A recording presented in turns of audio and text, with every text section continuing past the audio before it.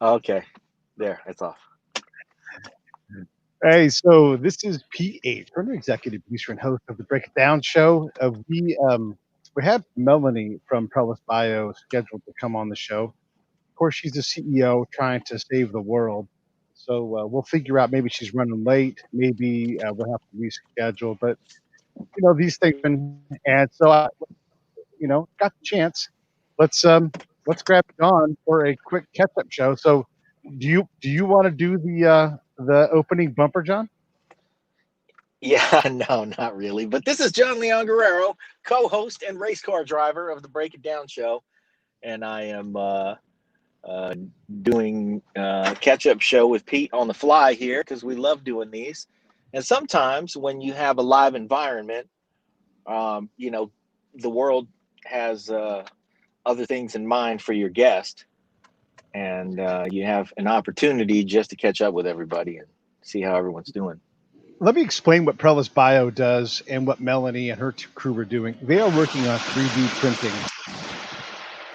They are working on 3D printing organs, things like kidneys, all kinds of things, and they've made a lot of progress. We had them on the Popping the Bubble show several years ago, and so they've Hmm. had several years of advancement on their technology. She's like, I have so many things to talk to you about, but one of the things that we're learning about humans in general, and in the setup for the show, John, I put down like Melanie's going to save your life, and if not yours, someone in your immediate family, Yeah, you don't because know it yet, but right.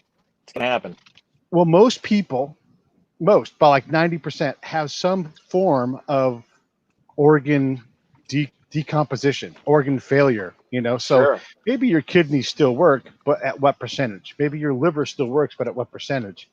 And Yeah. so we're going to find out that having these organs working well is going to turn into a healthier, fuller life. And this is just the tip of the spear with all this technology and how we're looking at medical things. So when I say she's literally going to save your life, they're going to be able to print your kidney, not just a kidney. It'll be your DNA, and you won't have to take antiretroviral drugs. You'll just be able to swap that thing in and have a kidney doing the work, or hopefully a pancreas, hopefully a heart. A lung transplant will be your lungs, and you won't have to wait any more than what it takes to print the organ, which is 3 to 4 months right now. I'm sure that'll get faster, but so that's what Prelis Biologic does, and we'll get Melanie on again. I'll bug her and figure out what happened, and we'll go forward. But Well, it's we can discuss some things about the topic because I find it fascinating that they're taking proteins and your DNA and essentially producing an organ that your body will not reject.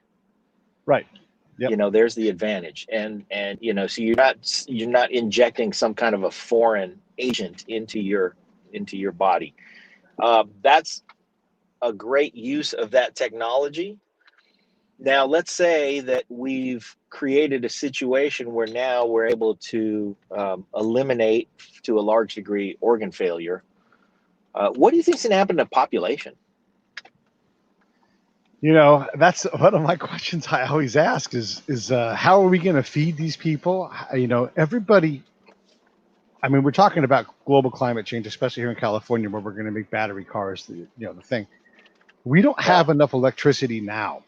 You know, if people are living active lives into their 100, they're going to require a lot more air conditioning and electricity. I have got one, two, three USB batteries and my super powerful Jackery yeah. camping battery running this show right now, you know? And I'm still taking power from the Wow. house for the big show lights that Yeah, you can't see. Just think yeah. about that times another Well, billion people. yeah. I saw something recently,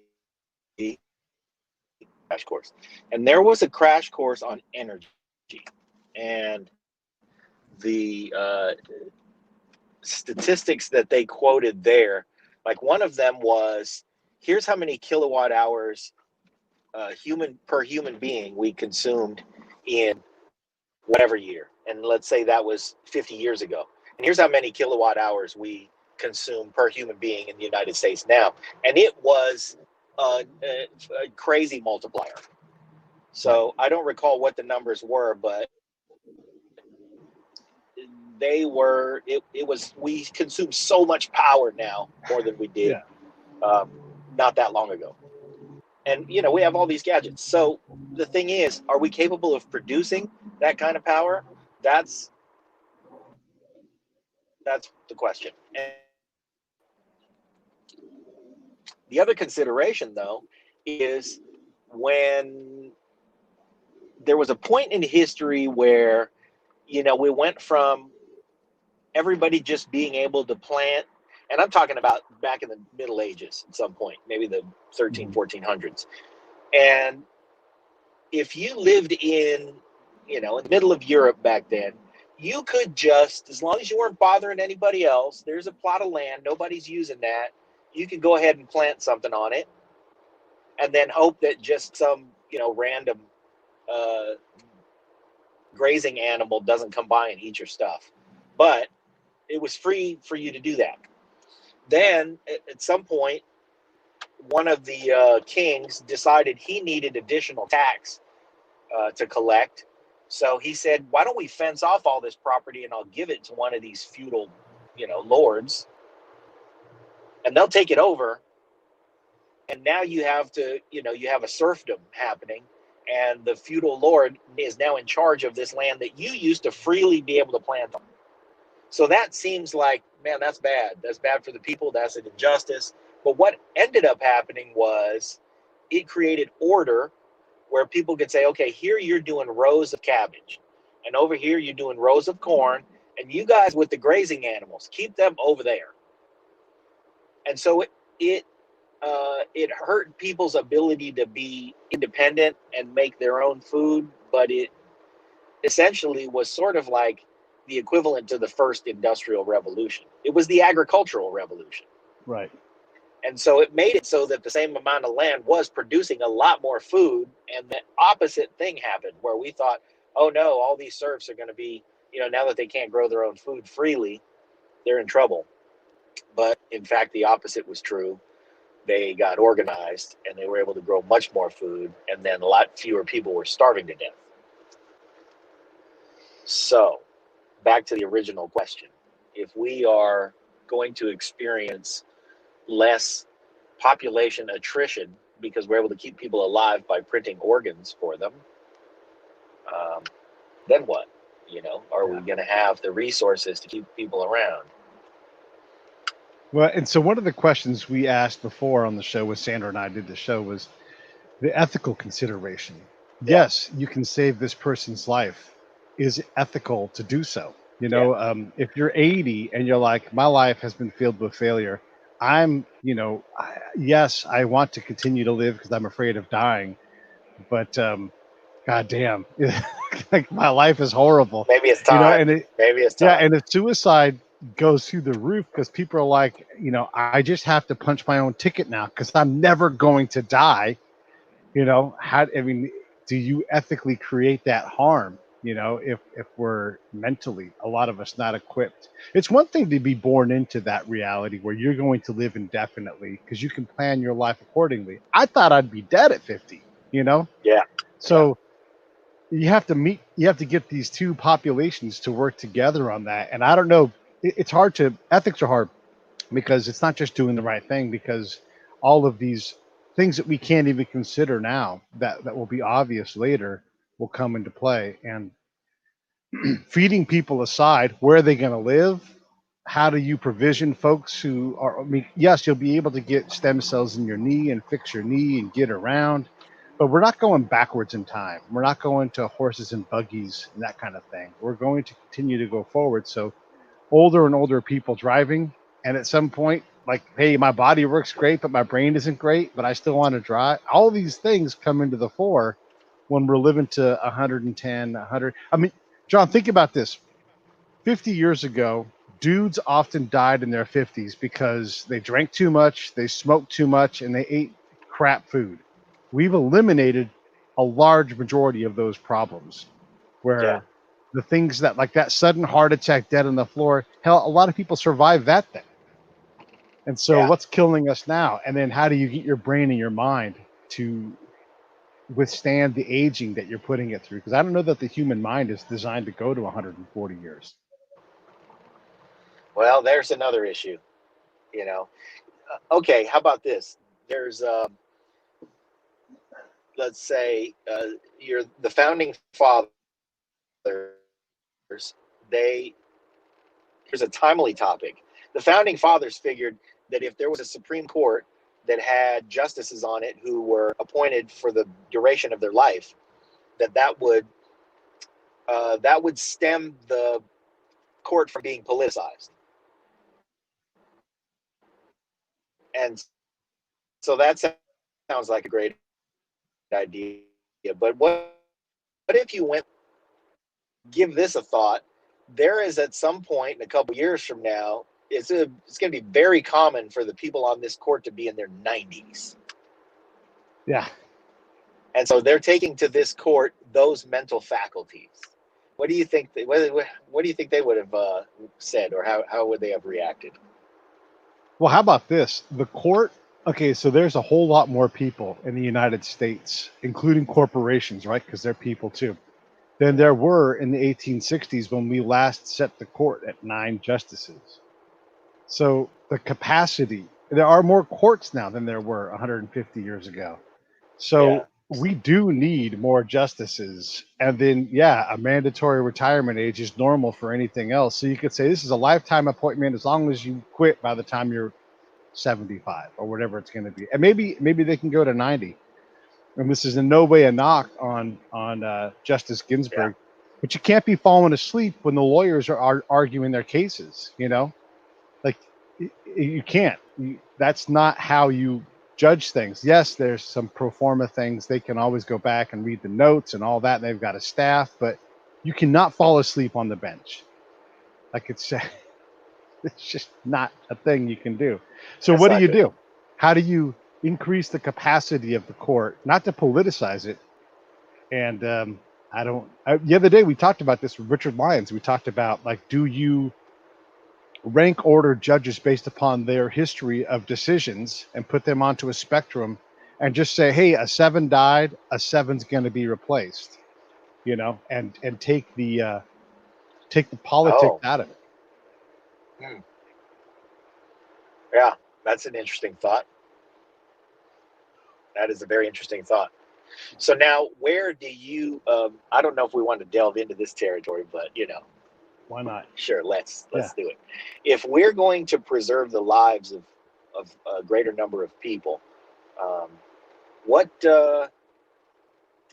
assuming, and this is not a safe assumption, but I just want to interject this concept that the idea that we were to what am I trying to say here? Maybe if I talk about the framers of the Constitution, but there's also the population control component of the Bible. Mm-hmm. And if they were using faith 1,000 years ago to make sure that we had population growth by saying, hey, no birth control. Don't use birth control. We need these babies. We need these babies because you have 5 of them and 2 of them die before they're a year old.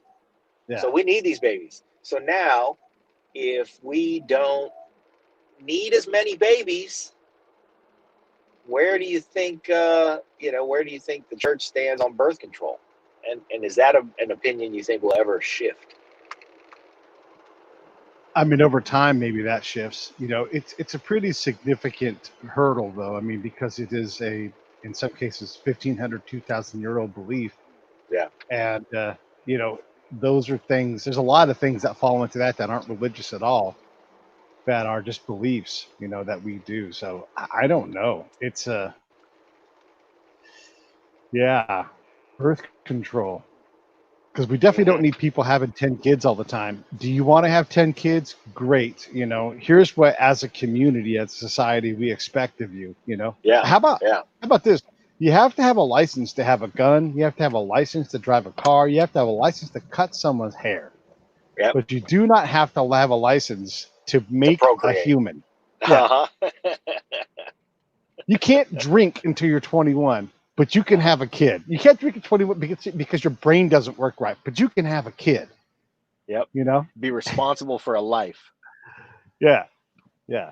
If you're a barber, you have to take continuing education throughout your life. You don't ever have to take a continuing education class to have a kid. No, you do not. Is that something that you are that you're proposing? We should have kid licenses. I'm just saying that, you know, and how about driving licenses? You know, you don't get necessarily better as a driver. You get more experience, but if you're experiencing bad habits, like do you brake in a turn? That's bad. You shouldn't do that. You know, you should enter the turn at a better speed. You shouldn't brake when the car is turning because it unseats the car a little bit. But you're never required to take any kind of real improvement course. So there's a lot of things that you can't curl someone's hair without constantly validating that you know how to do it. Yeah. But you can have a kid. You can drive a 2,000-pound missile around carelessly, recklessly, distractedly. Yeah. So you can drive and podcast at the same time. Exactly. Yeah. Yeah. and those are the things like, okay, so should there be something for that? Should the government control that? The libertarian in me says not a chance, you know. But you know, if you're going to make the community absorb the cost, then now you have a different conversation. And I don't know what the answer is to that. You know, while we're on the subject, we're both fans of Jo Jorgensen, and you know, I really do like her qualifications. I like her. She's just very personable, and I think she can, you know, she displays leadership qualities that I enjoy. But what percentage of yourself would you say is your libertarian slant? Like, if you had to put a number on it, 1 to 10, how libertarian would you consider yourself? I mean, as a person, I'm pretty libertarian. I want you to be able to do what you do. I want to be able to do what I want to do. And there's a difference in this, in that it's not about what I want to do. Yeah. Like, live and let live. I'm going to let you live. So that's my default answer, you know, and I don't trust the government to get these things right, you know, and if you don't require people to make good decisions for themselves, I would submit that a lot of the time they will make bad decisions, you know. Like, there has to be some accountability in your life. With that said, I don't want people to suffer. And if I saw a thing within the news with Berkeley is going to ban junk food sales at the point of purchase in stores. If you haven't figured out how to withstand that temptation of that chocolate covered marshmallow Rocky Road bar, you know, as an adult, what can you handle, you know? Yeah. Okay. But that said, if we're gonna all be paying for each other's health care, Right. motherfucker better quit eating rocky roads. Yes. And if statistically it's been displayed that a lot of people are going to be eating rocky roads in spite of whether or not it's good judgment, then at some point what I'm going to ask the government to do is intervene before this guy keeps spending my money. So that begs the question. So if the 100% libertarian says, well, I don't care, that guy should be able to kill himself with rocky roads, and we shouldn't be doing anything about people having to go to the emergency room. Yeah. That's 100% libertarian. What percent are you? You know, I'm the part of me that's not libertarian is big enough that I'm an absolute hypocrite on most things. But I recognize that, you know. So I would say, I don't know, am I 62% libertarian with a whole lot of liberal and a whole lot of conservative values? Probably. Maybe I'm, you know, maybe I'm 40, 40, and 40. And I know that's bad math, but I think there's over in that 40, 40, 40. I disagree with myself all the time. Okay. Yes. I saw people point out that I disagree with myself. Yes, that's true. Yeah. Well, but I accept that I do, and I know that I don't have all the answers as well. I also know that from learning more and more about things, I make way more mistakes than I realize, where I'm wrong about something or whatever it is. Here's an illustration of disagreeing with myself. I'm walking in San Francisco, and I see two ladies in full burqas, right? They're completely covered head to toe, Okay. and they have their male squire with them, and I get pissed because this is San Francisco, you know, a place where like women's liberation is born, you know, and freedom, Yeah. you know, is celebrated, and why in the world are these people doing this? And then I got mad at myself and I said, but they get to express religious freedom. And then I got mad and I said, yeah, but they don't need to be walked around town by a man because they're, you know, so I had this conversation where I was pissed at myself and this is back and forth as to what to do. And then I walked past him and I was like, I got to think about something else because I don't know what to do with that. But here's an absolute oppressive thing, but it's religious and it's in this city of freedom that also is very tolerant to, I mean, open drug use, right? Which is really uncomfortable for people. So, Yeah. in the early teens, you could be a naked dude on Market Street if you were on the right part of Market Street barbecuing hot dogs until they're like, okay, you can't be naked because there's kids running around here. Right. So Yeah. in a city where, you know, within 5 And you years of might that time, accidentally barbecue the wrong hot dog. wrong wiener on the grill. God, I couldn't resist. So, but I mean, Yeah. that's that hypocrisy that we all have internally, you know, where we try Yeah. to figure these things out. So the libertarian part of me, I understand that not everybody wants that. Not everybody wants the challenge of running your own independent life. But, you know, who do you want to run your life for you? Like, who's going to be good enough at it? Yeah. I don't think that that's necessarily the expression of the anti, you know, I won't say anti-libertarian, but the expression of the other side, which is this: we need people to be scooped up and be able to go to the emergency room, and we need to take care of that because there are societal reasons and societal benefits from that. Yeah. You know, the fact that somebody who's older, who's not doesn't have all their faculties about them, can fall down off the sidewalk, and you can take that person to the hospital and know that they're going to get treated and not left in the waiting room. That's the mark of an advanced society and the type of society I'd like to live in. Now, there's a bill for that. Yep. And somebody's got to pick up that bill. So if you want to be a collective part of that kind of society, how does that bill get paid? So, you know, that's why it's a sliding scale. If somebody's 100% libertarian, honestly, much as I love Joe Jorgensen, and I just don't think 100% works. Yeah. I can't see that that's functionally feasible. Well, I don't think there's 0% works either. there's things that you have to let somebody else do in society. You know, Yeah. we have in the Bay Area, you have 4 holes in the Caldecott tunnel area, right? And that, you know, someone has to maintain that, Yeah. and it Let's costs a lot. refer to them as bores. Bores, yeah. Yeah. You can drive as far into the Sierra, the high Sierra, as you want, and you're going to find paved roads. Someone has to Yes. do that. With the paved roads. Right. Somebody has to I'm do never that. going to be on all the roads. It's impossible for Yeah. a person, other than by like purposeful design, to travel on all of the roads that we all pay for in California because it's so massive of a state. That's right. So in some ways, the community has to say, I will never benefit from there being roads around Goose Lake. But it's important to me that we all contribute to all of these things so that we do have safe roads. I mean, how many thousands of miles of guardrail have gone up in our lifetimes where there was no center divide, there was no guardrail? That's Yep. it's hundreds of millions of dollars to do that. Yeah. So yeah, some of Yes, it these things is. have to be taken care of by the collective. So, Can I add a but? 40, 40, 40. Yeah. Yeah, 40, 40, 40. But if you're a police chief of a small town and you retire at the age of, let's say, 50, and you are going to make 150 grand for the rest of your life in The rest of your retirement, life. Mm-hmm. that's not sustainable. Right. So, yeah. Like, I need you to go out and pave these roads. I'm desperate to have PG&E and the state work together to clear brush.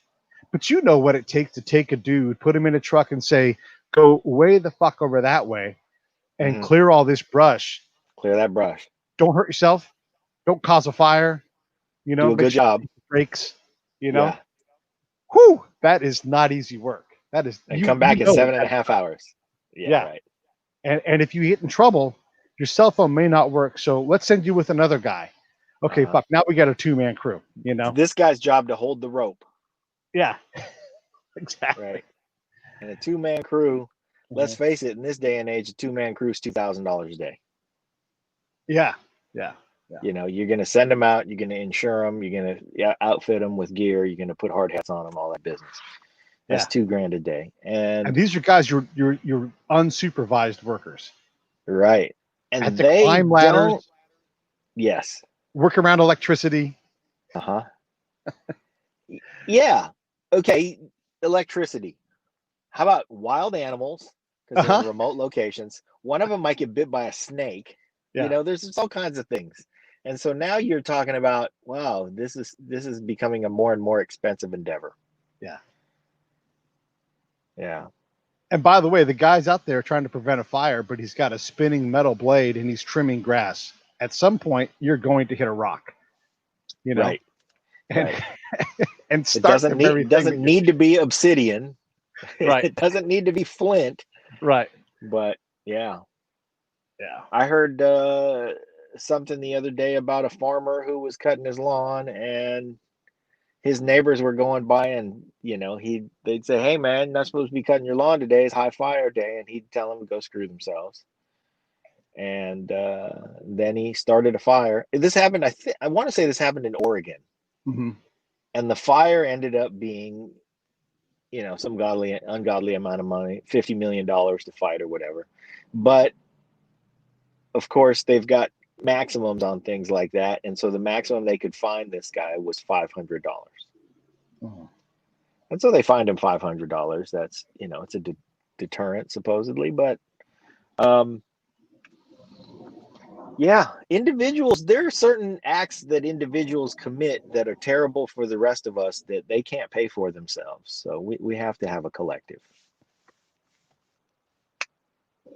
It's just how do you control how Yeah. expensive that collective gets, you know? And when do you make adjustments? hmm Because that's the other thing that we know is that, good football teams make adjustments at halftime. And they come out and they play a different ball game in the second half than they played in the first half. That's just the right thing to do. So why isn't that the right thing to do in a situation where your job is to make sure that society runs? Yeah. And how do you prevent striving for mediocrity? You know, how government tends to do, where you're Yes, like, yes. you just, I know of a guy that has worked for a very large governmental institution at the state level, but a huge one. Hmm. And they reached a point in their career where they were more valuable outside of that work environment. And so that person sort of like took a leave of absence and took another job Okay. in the same field, but on the Uh-huh. contract side, providing capacity to the state where it didn't have enough capacity. And he was Sure. making a lot more money. We know a lot of guys like that. My dad Right. reached And a point in his he, career. Every civil servant will reach a yeah. point in their career. Well, he went back to his civil servant job and he's like, Uh-huh. those guys, they work too hard over there. You know, Ah. it's like, Ah. and he, and it's not a knock on that guy. He took the right path for him. But, Yeah. and I'm not saying he's mediocre, but I am saying that when the job he had demanded what we would all call a regular amount of work, he was like, why am I doing this? I like that I'm going money, back but to the government. yeah, exactly. I want my time back. Yeah. And God bless. I mean, do what you got to do. That's not a knock on any one person, but that is that No. striving for mediocrity that we get, Yep. We want certain things. This is a thing I was having a conversation with someone the other day. We want certain things. We feel badly or good about certain things, but we don't act like we care. So, like, for example, if we're going to improve the police force, the police always want to get better. I mean, there's people, that's their profession. They get Yes. PhDs in that stuff. Yes. But you can't say, I don't want the police chief getting paid 150 grand and retiring at 50 and leaving And I also want to increase the force by, say, 33% so that I can always have someone in training so they can always get better, because Yeah, that takes the cost of policing and it skyrockets. It's the same thing that's with right. healthcare. If you take everybody and you say, hey, we're going to have a completely modernized, state of the art healthcare program, but everybody has to give up everything that they like about what they have now so we can rebuild this system from the floor up. Hmm. They are, and it's going to cost a lot of money, by the way, but we It's think a it's tough going to sell. work out better. Yeah, it's a tough sell. We hope. So everybody get in line who's in for this plan. How come there's nobody in line? Like, well, what about my pre-existing condition? Yeah, It's like, oh, these, I know that police chief, by the way. no, you don't. Uh, I mean, maybe you he, do, but no, you don't. But yeah, maybe you I, do. I know the guy who made a lot of money as a police chief. He retired young enough that he's in great physical shape, and he's got at least, God willing, 50 years to go. Right. And I hope he makes it those 50 years. But my point in saying that was that when he became police chief of the small town where he was police chief, shortly after that, there was a murder.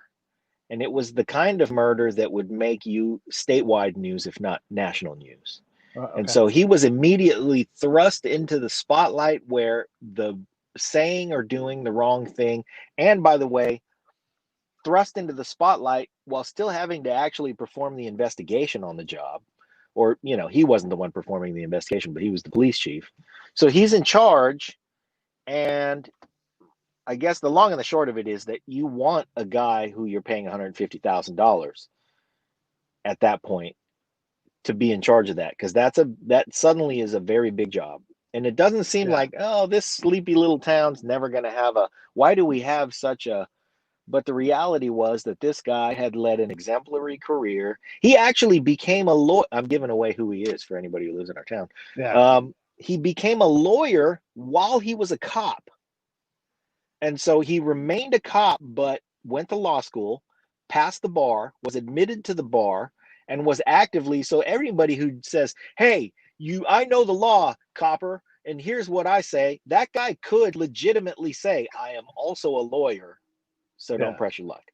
So, was that guy worth 150? Yes, he was absolutely worth 150. They handled the investigation beautifully.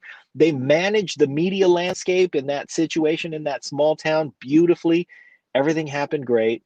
And then he retired at an age where he still had plenty of vitality left, and he's got a great life to look forward to, where they're going to have to pay him a lot of money every single year for hopefully many more years than he actually was a police officer. Yes. So, um, you know, I think if we continue to train police officers, we get the better ones. If we make it so that we fight mediocrity systemically within the policing system by requiring, ongoing training, just like you do for a barber, except a little more because this guy's a cop and Yeah. barbers, have scissors in their hand. This guy's got a gun. So, but I think you make more valuable cops and you weed out the riffraff. What do you think? I mean, it's great in that case. And when you Yeah, say, I know that cop, there's 100,000 of those guys, yeah, 200,000 of those guys, and it's not always the case. I mean, right. I will use an example from Vallejo, and I won't nail anybody down specifically, but a woman was kidnapped and raped repeatedly, and the Vallejo PD went on TV and said, "You are a liar." Yeah, Um, those cops will retire, and they were wrong, by the way, on that. Just so everybody knows, those cops will yeah, retire, and get paid, and they did like that. And yes, I don't think anybody who has that happen wants to say, "Yeah, that person was a quality officer." yeah, So yeah, I mean, it's when it works out, maybe they're worth that much, but maybe a retired cop is worth 80 grand a year. Like, hey, thanks for your service. We're okay. going to give you 80 grand a year. All You right. can So struggle along. is it the answer to say you're worth 80 grand a year So significantly less than you made as a police officer, you're going to make in retirement. So make sure you pay all your stuff off now. Make sure you have a house free and clear, all that business, because Right. when you hit retirement age, you're going to be on a limited income and it's going to be much less. Or do you say, hey, we're going to need a few more years of service out of you? What's the right answer? There isn't one. I mean, there isn't one, because Yeah. along the way, I don't know Well, what no, there is one. We don't know how to get there. We oh, don't I know don't know how how to to get get to there. the Yeah. answer, Yeah. but there is one. So the challenge is, how do we find what the answer is? Because somewhere in that equation, the equation that we have now worked for 40 years ago. Yeah. It was like, hey, this guy's going to be a great cop. He's going to put his life on the line. He deserves to get paid well. At the end of his career, he deserves comfort in his retirement. And by the way, he's going to die when he's 62. Yeah. And Yep. now people aren't dying when they're 62. So the formula doesn't work anymore. Right. Yeah. So, yeah, how do And we adjust it? that cop, very likely in his career or her career, depending on who it is, runs up to a car fire, saves a life, Yep. serves a warrant at a door, and a gunfight breaks out, survives that. But a lot of those guys do get shot. They do inhale all of those fumes, and they do get cancer at 35, and they do like get medically retired early. And Yeah. again, like we as a society Oh, we have to know a look bunch at of those that. guys too. Yeah. I Yep. mean, it's very common to be medically retired or to retire and be like, and we have to give you this extra money for the compensation for your body.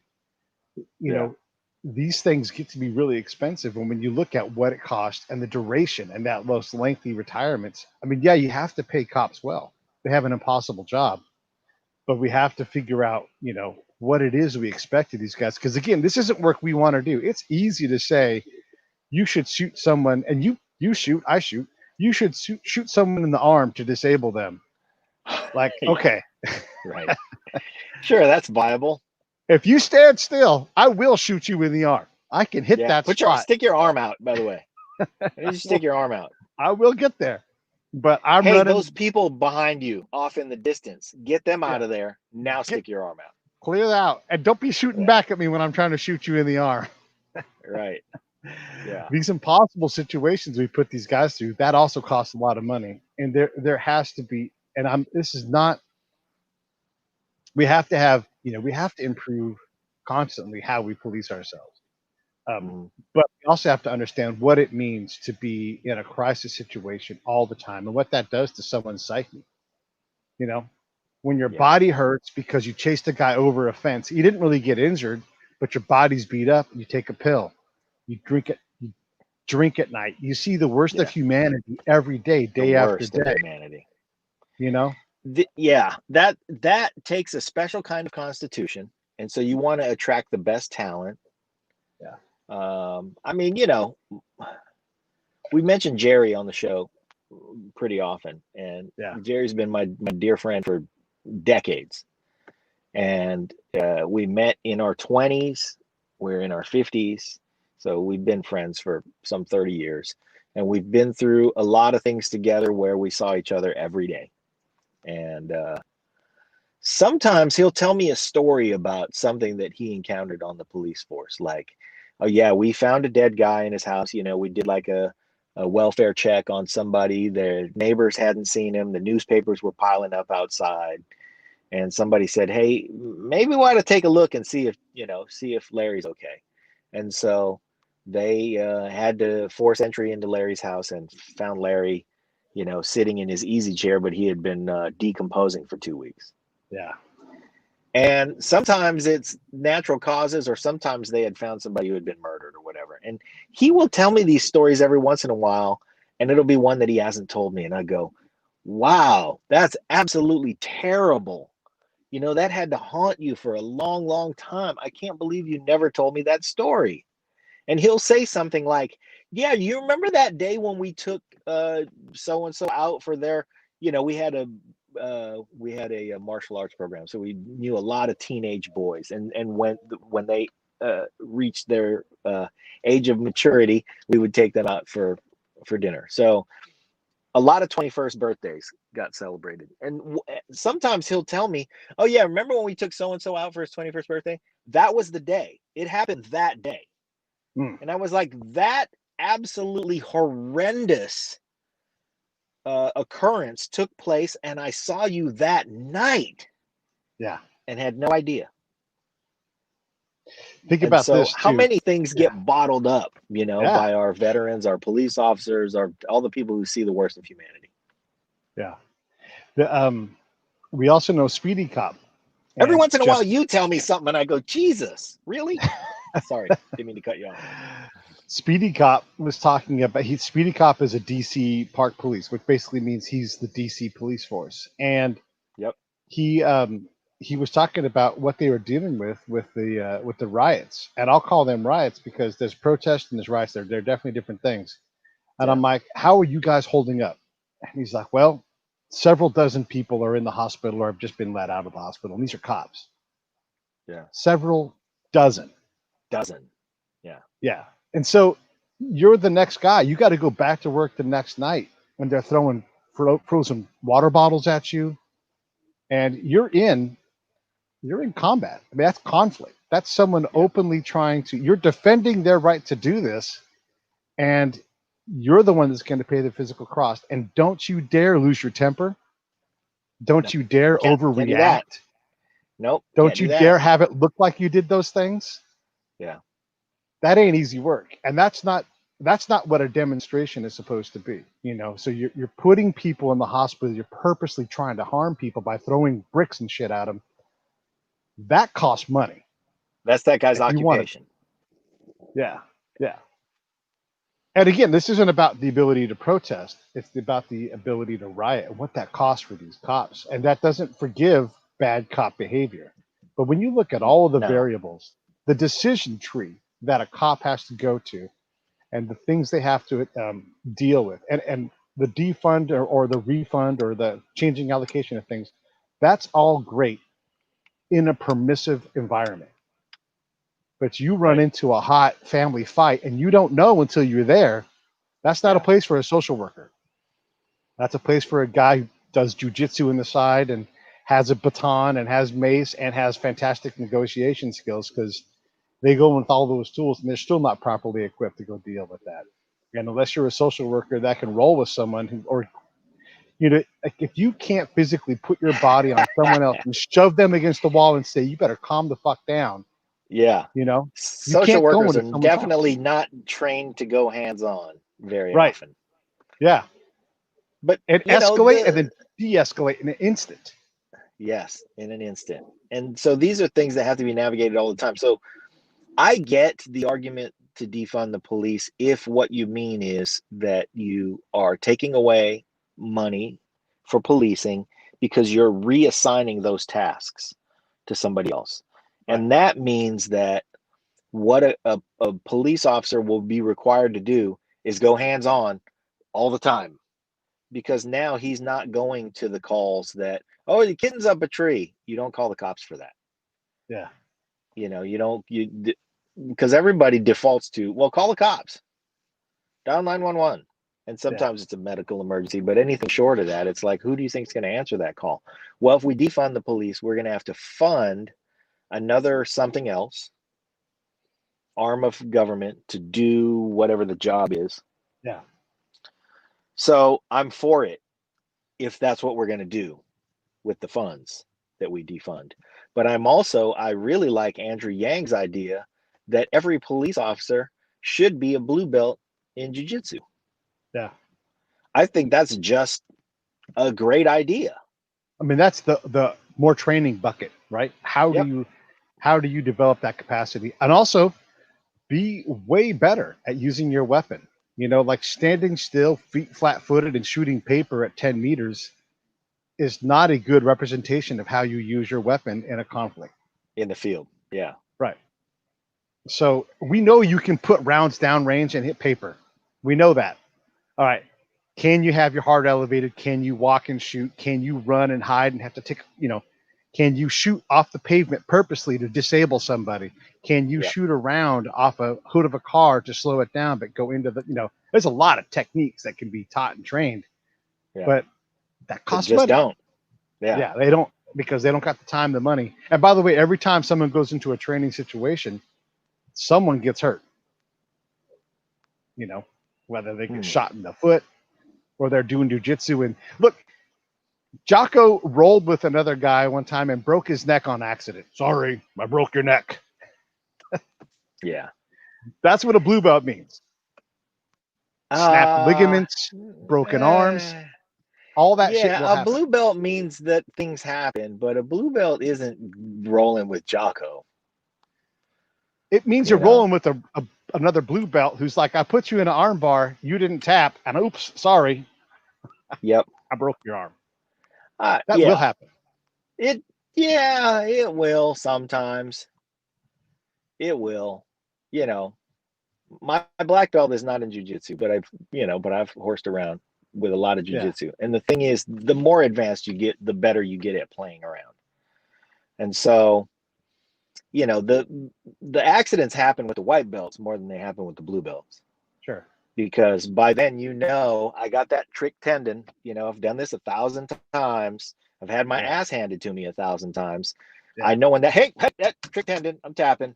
And the Yeah. other guy knows to look for it. Like, I know when we're rolling, I'm going to execute this maneuver. And once I get a hold of it, I'm going to be waiting for the tap. Because by the time you, by the way, learn a maneuver, you've probably had it done to you 1,000 times. So, hey, I know what it feels like when that triangle is on me. So when I put it on somebody, I'm going to be looking out for that. So, but that's the thing, is that the advantage to having all of your law enforcement officers achieve a rank of at least blue belt, which a blue belt in jiu-jitsu, by the way, casual listener, is very serious. So somebody is capable. I mean, the length of time it takes to get a blue belt in any of the Brazilian jiu-jitsu places that I know of is a matter of several years. Yeah. Nobody gets a blue belt in jiu-jitsu quickly. So by the time you're that level of proficiency, you're a black belt in anything else. So that's what we're talking about here. And if all of the cops were that, the guns would come out a lot less frequently. Yeah. And that's a different world, but that costs a lot of money. Costs a lot of money To train a guy to that level. It also weeds out a lot of dumbasses, because a lot of dumbasses don't have what it takes. They don't have the fortitude to get to that rank. And if they know that, hey, part of the job is you got to get to this rank, who's that going to disqualify? I say a lot of dumbasses. We had Sid Hale on the show, legend in the LA County. Look, and if you're talking about high level departments, LA County is about as high as you can get, because they've got Alpine and Beach and everything in between geographically. Everything in between. Mm-hmm. They got the Hood and they got Hollywood and everything in between. And everything in between, right. So you never know what you're going to get. And he Today, said you might have to arrest a hood rat. You might have to arrest a billionaire. Yeah, Chris Brown might be going crazy in Brentwood, which has happened. Yep. Right. Requiring helicopters and all kinds of things. So it's one of the most complex police environments ever. And he said one of our problems is these young guys go through the academy and then they get put on evidence. And they sit there for the 18 months through the probationary period. And then it's finally their turn to go on the street. And they are alone on the street. We don't even know if they can handle the job. Never been on the street. Right. And now they're handling that job. Yeah. It's crazy. So it is crazy. We have to understand what it takes to send someone out in those environments. I mean, it's easy to say defund and police are bad and all that stuff. But the reality is and there are bad, they're bad people, so of course there's bad cops, but there are 200 million police shifts every year. Yep. And at some point, goddamn, the police are pretty damn good when you look at it as a massive organization. How much money would there are take? A lot of good people who take up that occupation.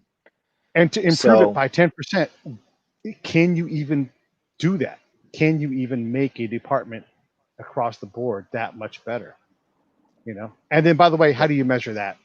And it's just, it's such those are the questions. thing. So I would back you off of the question, can you do it? The answer is yes, you can do it. But the more complicated question is, how are you going to measure it? How are you going to chart your progress? What is the solution to this problem you've identified? And the problems are localized, so they're going to be a little different everywhere. But I think we've reached a time where, here's what I'll say, man. We have some problems in policing that have been growing over the years, you know, that need to be solved. We also have some societal problems that make it harder and harder to do that job. And so we're talking about attracting good talent to want to do it. We're talking about restoring a sense of nobility to that occupation that would attract good talent. We're talking about compensation that makes it worth dedicating your life, because that's the thing, is that you dedicate your life to the job because part of it is, hey, I get to retire at 58 and I'll have a comfortable autumn of my life. So that's part of the payoff. And all of those things, you know, go into compensation. So we need to pay these guys well. And the argument to say, let's take money away from them only works if you also reallocate that money so that you're able to attract better talent and keep that talent trained up so that they can do a better job at all the stuff that's prior to making the decision to shoot somebody. Yeah. And reallocate, but we keep asking for more money of ourselves, you know. I mean, look at the roads in your hometown. It's a $40 million problem and growing, and they can ask for more money. But at some point, like, hey, you guys have to deal with the money you got. You know, that's libertarian to me. Like, what checks that monster? You know? Yeah. No, but that's the end. That's the answer. Okay, how do we solve this problem within these parameters? You got parameters, man. You don't just get to just start writing checks. Yeah. You know, I don't know, man. Yeah. You don't get to have everything. Everybody should understand what's going on in their community, and everybody should vote. So I'm going to request that everybody, hey, take a look at what's happening around you. Take a look at who you think ought to be solving those problems and vote for those people. And everybody should vote, and everybody should absolutely pay attention to how they're voting on a local level. I'm going to push harder on that and say, fuck that. Don't just vote. Go get involved in your government. If you don't like how the police is doing something, go get involved. Help fix it. Yeah. Go get on a committee. Go see your police chief and say, what on earth can I do? I have hours to spend. If you actually care, act like it. You know, and maybe it isn't police. Maybe you care about gophers. Maybe you care about whatever it is. But be that part of your community that does something, because voting is the end of the line. Hey, Measure C, yes, no. Prop 15, yes, no. You know, all the work's already been done up to that point. You're just picking from the options that survive, which are often not the best options. I mean, as a guy that sat on a government committee, we were given things to decide on. And it's like, well, I wouldn't pick any of these things, but we got to pick one of them, you know, because them's the rules. So we've got to be more involved. We do have to be more involved, because that committee that you were on made decisions that cost a lot of money. And, you know, like you said, they were decisions where you're like, I don't want any of these things to happen. Why don't we just not spend any of this money? And then somebody has to raise their hand and go, yeah, well, you know, we're not going to get the money next year if we don't spend it this year. So yeah, there's a lot you can do locally that is impactful on your neighborhood. And there's a lot you can do locally that makes financial sense, or could be a financial catastrophe if you don't help. And if you want to work on the policing problem, if that's what you're really passionate about, because that's sort of the crisis du jour right now, not to minimize what that is, but it's a crisis, and we have a lot of crises that need attention. I would ask you this: is it more dangerous to be a black dude in Vallejo running around, or is it more dangerous to be a black dude in Vallejo who encounters a cop? I don't know the answer to that question, but there's people getting shot in Vallejo all the time. You know, like, it's a regular occurrence that's happening. So this problem is not a universal problem or a univariate problem. This is a universal problem where, like, why is this community so hard on itself? And that's just Vallejo, whatever. Chicago, Yeah. pick your crappy spot. Cleveland, you know, there's there's plenty of places that have trouble. There's a And big pile of is it problems to solve. right? So if you just say, it's the police, I think I would suggest that you're underestimating what the problem is and underestimating the complexity of that police job. You know, go on a ride along and see what it's like to be a cop and reorient on that, and then try to work on the problem. You know, I had a really tough conversation last night with Daryl Anders, who's our dear friend, and that guy really means a lot to me. And hearing what he has to say as an artist to me is important because he has a way of articulating these emotions, and he is a black man who was very vocal about all the things that that he encounters that are a reality for him, and he's the most kind, gentle human being you'd ever want to encounter. But he's sort of reached his wit's end because he really feels the threat every time he drives right? a car. And part of that threat is, man, I sure hope I don't get pulled over. But there's a lot more out there and he acknowledged that anybody at any time could decide that they don't like to see this black guy driving around in a nice car for whatever they think the reason is. And it's a reality that has to do with a lot, like we said, it's a univariate problem. I just want to use that word. I'm gonna have to use that word 3 times in the next 24 hours so that I Yeah, can claim it. But yeah, it's a conversation that was difficult. We posted the show last night. It's not my best work in terms of, hey, that sure went smoothly, because it was emotional, yeah, but it was sincere. And so when you say, like, wow, these guys are struggling to get through this topic, yeah, we were struggling. And at the time, he was being very candid. And yeah. I think that what it's going to take is for us to first be very candid about these conversations, continue to engage our friends, continue to try to listen to the emotions that people feel about these things, and not insert your objective. Because the biggest thing I see when I see people arguing on Facebook is somebody's got to, check your motive, everybody. Hmm. Check your motive. Is your motive to be right in an argument? Because the reason why we're able to discuss all of these things, Pete, is I know that deep down inside you're trying to learn something, and you may have an opinion about something, but I know that if I bring you relevant facts and if I bring you an argument that is, rooted in justice, that Hmm. you can change your mind. Yeah, and And vice if versa. those factors do not exist, you know, then Yeah, arguing is pointless. We're just going to continue to accelerate in volume until we're pissed off at each other, which I'm happy to say just hasn't happened and doesn't happen. yeah. Well, And, if we disagree about, like I'm always looking for like the nexus of this problem. What is creating this outcome? I mean, if there are problems within this problem that indicate that, like, okay, we're not at the root here, and from what I've figured out thus far, this is not a race-based problem. This is not because there are black and white people. It's about a cultural problem, and I don't know much beyond that. But when someone says Black Lives Matter and you say, well, all lives matter, and all lives matter becomes a problem, what now we're talking about something else. You know, when we say Black Lives Matter, and you say, well, what about Chicago? You know, black people shooting. The number one demo for being murdered and having them go unsolved is black dudes. That's not what I want. It's not what you want. But it's black dudes killing black dudes. So, and this isn't meant to be a racial point in the finger. It's like that is the reality we're dealing with.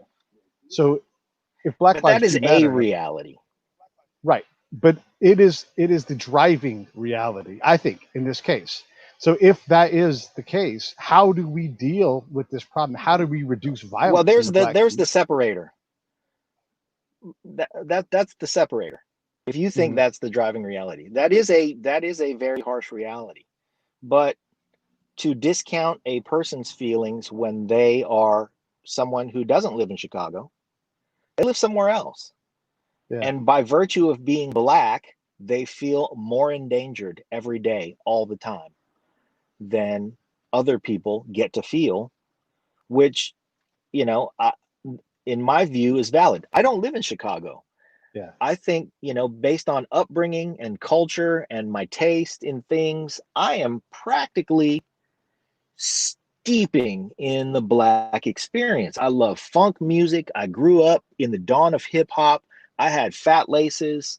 I was raised in a neighborhood where, aside from my mom, I had Olivia Rice and Fairleigh Gomez, two Black women who helped raise me. Fairleigh Gomez not only raised our generation, but Kelvin and I had kids the same age. She raised them too. Yep. So I bring this point up because I believe that I have a very close relationship to the Black experience, except that I've never been Black. Yeah.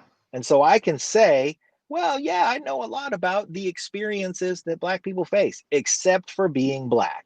So to me, that's like, hey, I can acknowledge the things that go on, but I'll never know what it's like to be pulled over by a cop and be Black.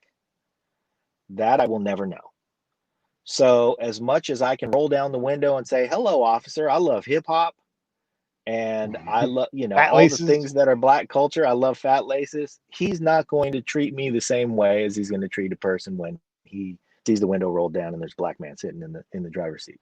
So the issue here is not a, do Black lives matter, because there's a syndrome going on in Chicago that is absolutely unignorable. The reality is, or what I was always told in trainings for human resources stuff like sexual harassment, perception is reality. If there's a person in your office who thinks you sexually harassed them, it is your obligation to make that not be so.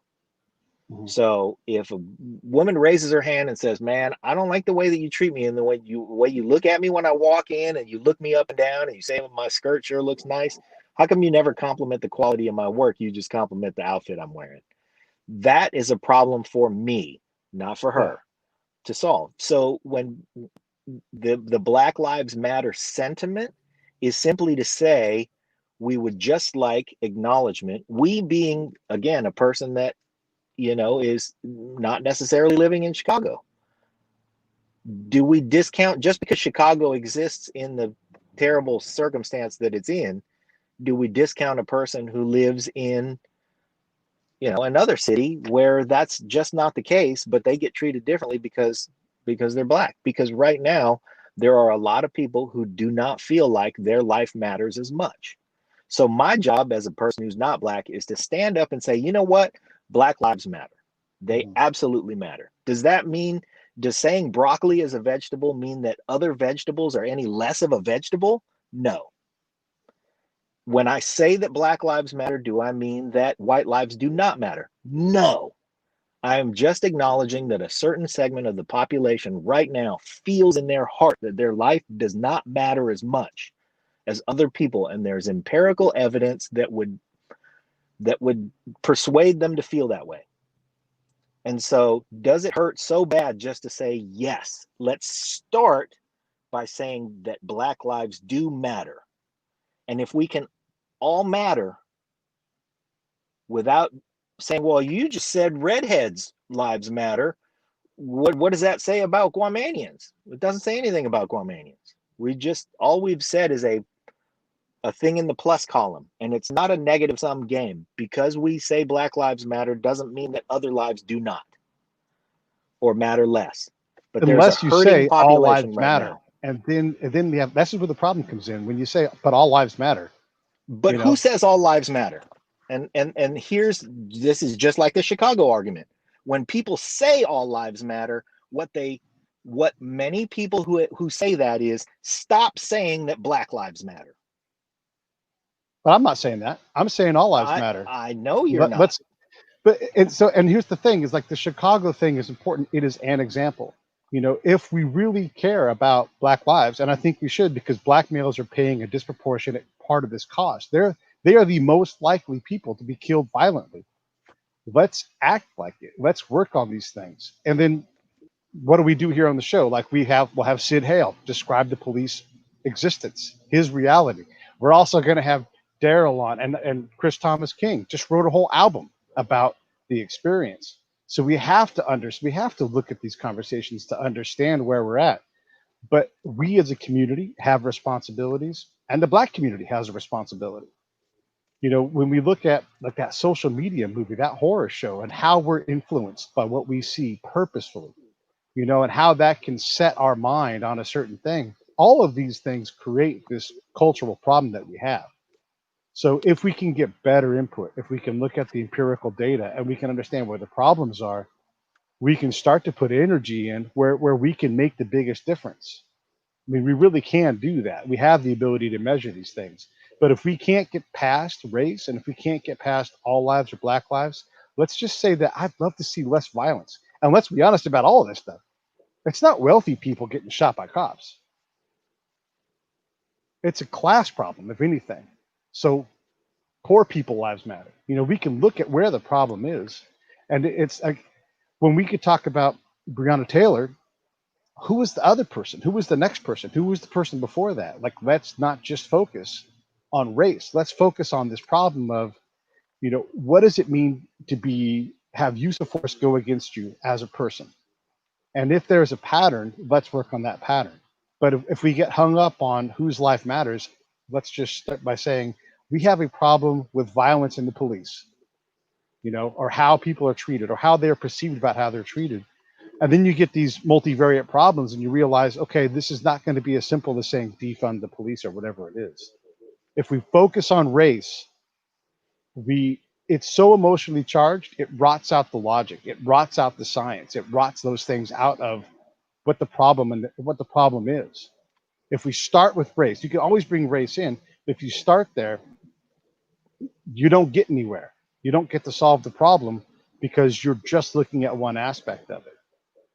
Go tell that person in Appalachia who gets pulled over, you know, and because he's driving the kind of car that you can't drive there if you're not a drug dealer, whatever it is, that their life is matter. I mean, there's all kinds of problems that we look at, and predominantly it's folks that don't have enough resources. And so they do things that are extra legal, illegal, whatever it is, and they're in a situation where they encounter cops more, or they get targeted because they drive the same kind of car, wear the same kind of clothes. But if we start at race, it becomes a problem of trying to figure out a problem. That race will get over amplified in terms of how we deal with these things. And it's not easy. I'm not saying I'm 100% right. I just know that if you start with race, you instantly get charged, and the logic and the reason leave the room in favor of emotion.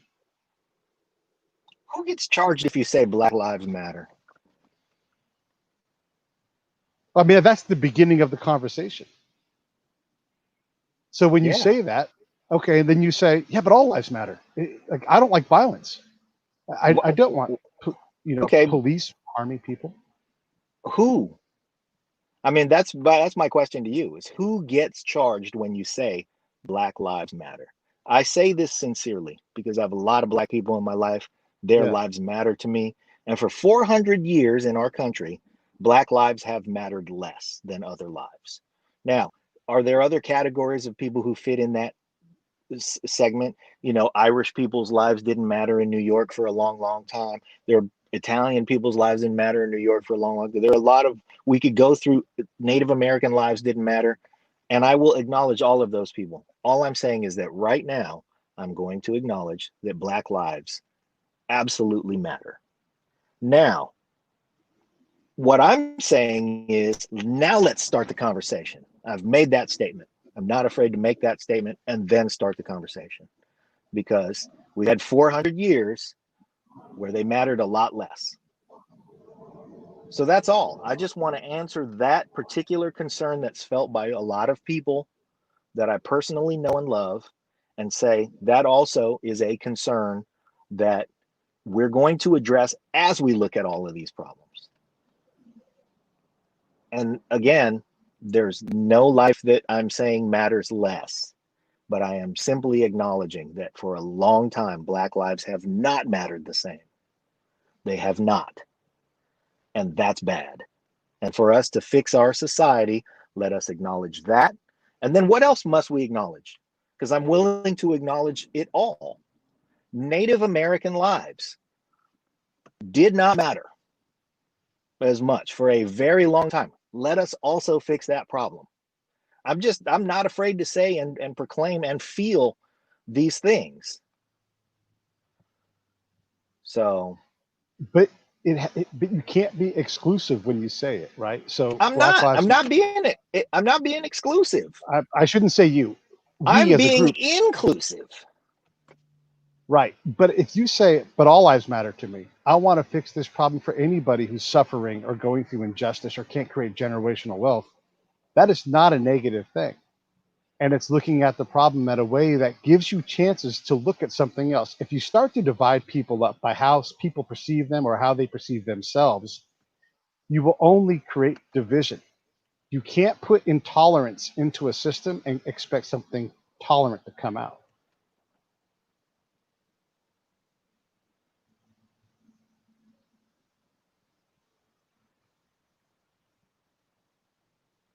I don't have anything to say back to that. I'm not going to be part of the problem of the rest of it. I'm not going to be an obstacle to the problem. I'm just Right. acknowledging that there's a segment of our population that has a feeling that is absolutely justified. And I am answering that feeling by committing to be an ally to solving the problem. Yeah. And what I'm not going to do is say, well, that's an unjustifiable feeling. I am going to absolutely refuse to acknowledge that. But I don't think people are saying that it's No, unjustifiable. they're They saying that. refuse. Yeah. I mean, I don't think That's the that's what. feeling. It's like sexual harassment. You Yeah. can say, yeah, I look you up and down when you walk in. You're a nice looking lady, but I'm not sexually harassing you. If she says, I feel sexually harassed, Yeah. that's the litmus. The litmus is, does the recipient feel that sentiment? And if the recipient feels that sentiment, okay, I'm going to stop looking at you like that. I am absolutely going to address you as a professional. I'm going to do whatever it takes so that you do not feel sexually harassed. My burden. Yeah. And then what else do we need to do at work? We're going to do all those things that we need to do at work. But I'm not going to say, well, I didn't mean it that way, so I'm going to keep looking you up and down, even though you feel like I'm looking you up and down. I'm not. I'm just going to keep There's a doing lot of that because assumption in that, though. And one of the things we've learned from doing the show is that, like, a hard question is, well, what does the Black community owe itself to deal with this problem? And it's really hard to get an answer out of that makes sense, because they can't speak openly about what they owe themselves. Now, you get some people. Bob Woodson will do it all day long. He's an old wise dude who's like, here's where our problems lie. But we don't like that conversation. So look, I get what you're saying. We all have I'm bias. trying We to all get us have. to a place where we have that conversation.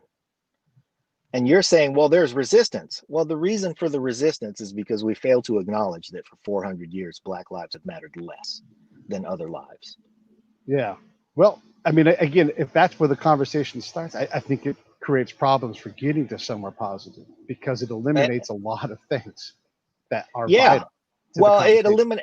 it eliminates accountability for the fact that a segment of the population feels that way. So it's like saying, I don't care if you feel that way. We have to solve this problem. I don't understand what it costs to just acknowledge that feeling and say, yes, let's solve it together. Yes, your life matters. It seems like there's a because cost to that. because if it was that simple, it'd be over. But it's not that simple. It's not as simple. Well, we don't know that it's going to be. We don't know that it's that simple because we won't acknowledge it as a society. I That's what's the problem. we have ways to look at these things in terms of science that understand what these problems look like, right? And I'm not Yeah, saying I that know. the black condition is different. I'm not saying that it's not different, that they don't get discriminated against. I think that does happen, but Right. You're saying that sentiment doesn't matter. I'm not saying it You're doesn't saying, matter. hey, people who have that sentiment, No, get over it. no, In order for no, us to solve this problem, you have to get over it. no, no. That's unfair. That's not what I'm saying at all. That's not what I'm saying at all. Okay. Honestly, Pete, that's what I'm hearing. Well, then try to hear something else, because that's not what I'm saying. This is my point about, we can have an academic on the show who will talk about these societal problems from an academic point of view, and then you have Chris Thomas King or Daryl come on the show, and you have to accept both realities. I accept both realities. What I'm saying is when you bring race into a complex social problem, it starts to eat away at the logic because Well, we you lose don't bring it track. in. It's already there. Is it? It exists. The problem Is it? exists. Yes. Okay. Just like the sexual harassment problem exists. So what do we do about the class problem of people that don't have enough, We that get treated we differently first by the say police? we first say Black Lives Matter. Who else's life needs to matter? All lives. Who else in that class? Who else in that class needs to matter? All lives. No, not all. Who else in that class needs to matter? Yeah, Name all one lives. segment of people. All lives. Name one Anybody segment. who's dominated in a way that name one. Go ahead and name one. Any of them. Name one. the next most likely group, and it's on par in terms of like when you look at per capita, Native Americans. They get shot Native and killed. American lives absolutely spectacularly All right. matter. All right. This is what I'm talking about. It's just an acknowledgement to say, okay, let us take it into consideration that there is a feeling. But it's because not if a lack of acknowledgement to say they all matter. No, we it have is. these problems. It's a lack of acknowledgement to fail to say, you matter. You matter. Yeah. Okay, we all matter. You and I know that the reality is that because I know you, I know in your heart, everyone matters. But what I'm saying is that the answer is not to just raise your hand and say, let us just discount this feeling and let us say that everyone matters. Instead, let's say, who needs mattering? Native Americans need mattering? Yes, let's address that problem. And simply acknowledge we're going to address your problem. Now, there are a lot of, that are a lot of people in the impoverished groups of all kinds of, genders and everything else. All I'm saying is, what does it cost us to say, you matter? You matter to whoever it is. And then this is how we include. Because when somebody says, I feel excluded, and you say, well, everybody feels excluded, does that make them feel any more included? I think the answer is to first say, okay, yes, let us include you. Let us include you. You absolutely matter. Let's figure out how we can display that you matter as much as everybody else. And then somebody else raises their hand and go, well, I need to matter. Hey, shit, it turns out you do. Yeah. When you go to the official Black Lives Matter, okay, I get that, Brad. There is somebody out there has a website. They own a URL called Black Lives Matter, and they put a bunch of bullshit on there. And I'll acknowledge there's a bunch of bullshit on there. Does that matter that there's a person who lives next door to you or wherever who happens to be a insert whatever, who feels like they don't matter? That's all I'm saying, is that there are individuals out there who feel this. And, I don't want to be on the side of history that fails to acknowledge that a group feels marginalized.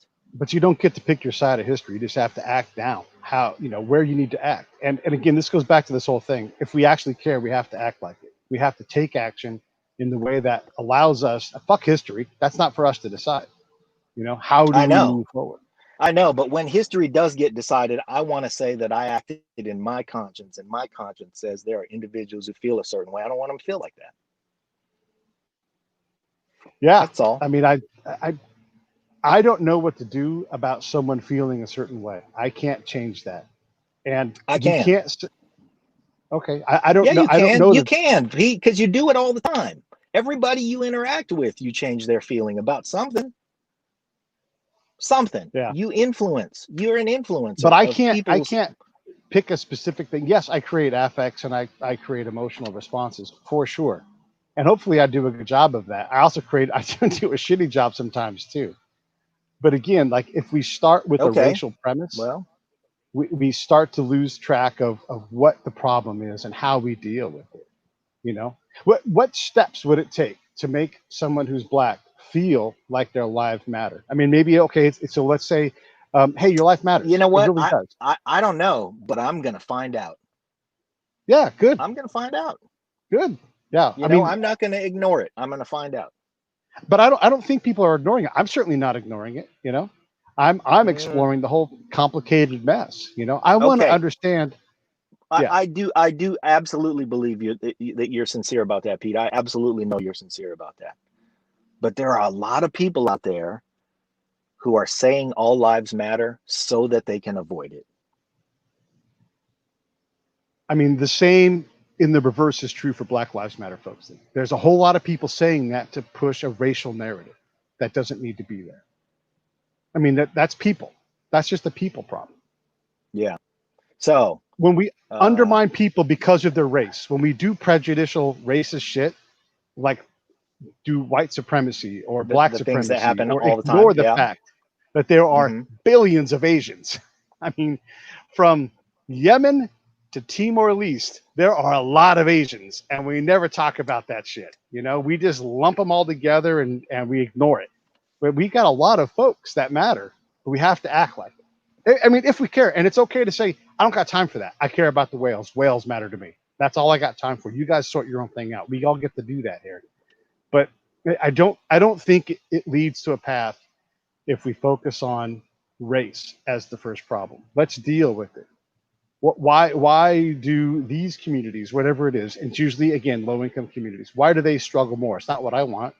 When Shaka Senghor says prison is an extension of our community, that is not at all what I want. How do we deal with that problem?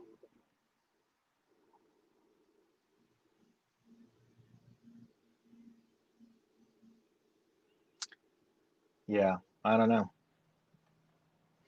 And that's not a black problem. That is a problem of, urban streets, not enough money, and all those things. Anyhow, lots of comments, by the way, from Sam and from Todd and from Brad. And at least we get to have these You conversations. know what? I love what this is what happens when crazies start making the rules. Smart people matter. That's absolutely true. And you know, I don't know. I The think other one of day the we had things is Abigail that Schreier on, and she talked about trans girls going from young girls to boy, and the problems in that, the system and how it works, and how outside influences can take your rights as a parent away from you. We've had this whole conversation, and it makes the trans crowd crazy. It just drives them absolutely bonkers. The thing is I'm working right now on trying to get a trans person to come on to tell the other side of the story, because that's what we do here. We try to give opportunities for them to talk. I can't tell a trans person how to feel. I can't change how they feel about their gender, their dysmorphia, or whatever it is, their genetic proclivity towards feeling in a certain way. But I can, you can, we can illustrate what these things look like from both sides, so we can all have a little more understanding and a little more empathy. You know, I again, I'll say it over and over again. I don't want anybody to experience violence from the government. I don't want anybody to be in a spot where they have to pick between bad and worse. You and I have been as broke as we can be. We talk about the poor people tax all the time. It costs more money to be poor. You get into trouble, you can't just solve your problem with $200 because there's not $200 there. I don't know how to fix those problems, but I definitely feel that pain. I know that pain, and I'm on everybody's side. That's why we're going to have Chris on the show and talk about what he felt. That's why I had that Bianchi, that actor, who did his whole performance of his George Floyd poem, because we all can take it. We all can have these conversations, and that's all I want to say. And of course, for anybody watching, John and I are having a good conversation. We're not mad at each other in any way at yeah, all. no, we're This is how we work absolutely through. the least. This is for sure. This is how we work things out. But the thing is, we are able to do this because I know who you are in your heart, man, and And the likewise, viewpoint that you express is one that is absolutely um as you express it and as you act on it. It's absolutely uh it's absolutely valid. It is the solution. The only difference between your approach and my approach is that I start with Black lives do matter, Chinese lives matter, Native American lives matter. All everybody who's experienced something in their path that needs to be acknowledged They do matter. And so this is why we want to solve the problem. And your mathematical solution to the problem is a little more like, hey, okay, well, let us instead approach this problem as a, set of circumstances that need to be solved and solve for X. And it's a mathematical solution. And I know you're sincere about it. So that's where we are, everybody. The only challenge that I will say for everybody else out there is just think about it and talk to your neighbors about it and have these kind of conversations and be willing to say, hey, man, okay, I'm going to do my best to see things the way that you see them. And I'm going to see the sincerity in your heart. And I'm going to see the sincerity in your actions. And I'm going to know that in spite of the fact that we may have two different approaches, that you are my ally. And hopefully we can get somewhere. And I'll say this about all of this stuff. These really are cultural problems. If we understand how each other make decisions and what our goals are, we'll be able to collaborate together a lot more. You and I have the same goal. Me and Chris Thomas King have the same goal. How we go about it, how we decide it, as you were saying, if we can tolerate I love that, we can get this there. thing that Todd just put up too. It's a valid point. That's the thing, man, is that we all have these individual experiences in our lives. And right now, we're having this conversation the way that we're having it, but there's also a climate at this moment that makes it okay to be an absolute asshole.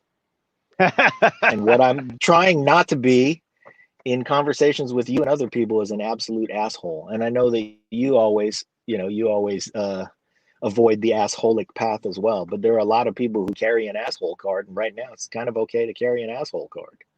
Yeah. So I don't know what to do about that. But I'm sure, Todd, if you had a conversation with Kelly, I'm not quite sure what Kelly's point is exactly, but I'd love to find out. I'd love to find out why that experience is influenced that way, and what on earth she means by that. I mean, Brad and I have had some interesting exchanges too, and I know that he's coming from a good place, and I'm very fortunate in my life to know a lot of people from a lot of different backgrounds, and everybody has an experience. Yeah. So if we can get to know each other's experiences, we're gonna get there. So, but I'm gonna start off by deferring to the position that addresses the sentiment for each and every group of people that feels disenfranchised, and then we'll attack the problem. And you start off from the other side of the problem and attack the problem, and hopefully we'll meet in the middle and the problem gets solved. And if not, we'll have a lot of shows talking about it, and we'll all be forced to be uncomfortable. Because if you can stand being uncomfortable, you can get down the path. That's right. Because this shit is not going to feel good to solve it. No way. It's not.